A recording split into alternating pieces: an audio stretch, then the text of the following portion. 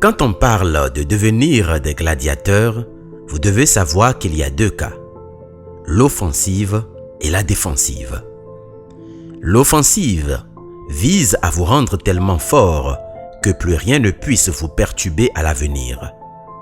En matière d'offensive, il s'agit de vous préparer, de vous conditionner à ne plus subir les circonstances de la vie et surtout à faire en sorte d'en attirer les bonnes. Et je crois que sur ce plan, j'en ai déjà assez dit. Quiconque m'a suivi ces 30 derniers jours doit pouvoir facilement se créer de bonnes circonstances et vivre sans inquiétude. Mais il faut se garder de se reposer sur ses lauriers. Il faut un travail permanent et constant. Il faut être en état d'alerte et savoir en toute conscience que les coups ne manqueront pas. Vous devez donc vous préparer à rencontrer des difficultés et avant même qu'elles ne se présentent, vous allez devoir les vaincre, les étouffer.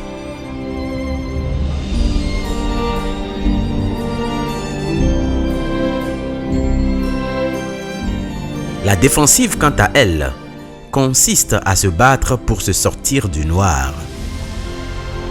Bon nombre de personnes sont déjà victimes de douleurs, de souffrances, d'abus, de trahison, d'humiliation, de rejet, de maltraitance.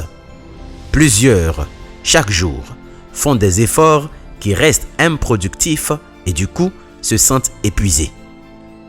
Ceux-là doivent s'efforcer pour retrouver la lumière, la beauté cachée dans cette situation difficile. Car là où il y a l'oppression, il y a toujours un secours, bien souvent très proche.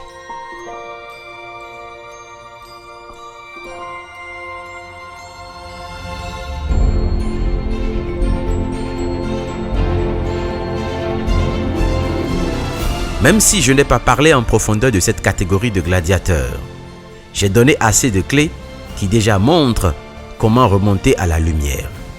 Il leur suffit juste d'avoir le courage de résister à leur propre démon, celui-là même qu'ils ont créé. Si vous êtes dans ce cas, en attendant d'aborder le sujet en profondeur, vous devez savoir que vous n'avez pas à vous battre. Vous avez juste à lâcher prise et à accepter d'abord la réalité du moment. Car ce qui compte, ce n'est pas le nombre de coups que vous pouvez donner, ni la force avec laquelle vous pouvez les donner.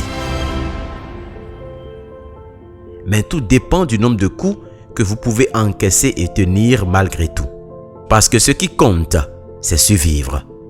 Si vous résistez, si vous survivez, si vous opposez à l'oppression un rire franc et joyeux, alors elle disparaîtra.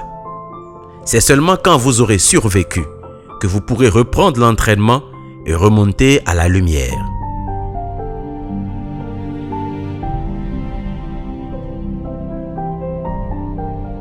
Votre arme, votre parole, doit être utilisée pour vous permettre de tenir. Non comme une lame qui peut trancher, mais comme un bouclier qui peut protéger jusqu'à ce que vous retrouviez les forces suffisantes et repousser l'adversaire, votre ennemi, qui n'est que dans votre tête. Je prendrai un moment la semaine prochaine pour vous édifier à cet effet, car plusieurs personnes me l'ont demandé et par la même occasion, je vous livrerai un puissant secret pour amener vos projets à manifestation.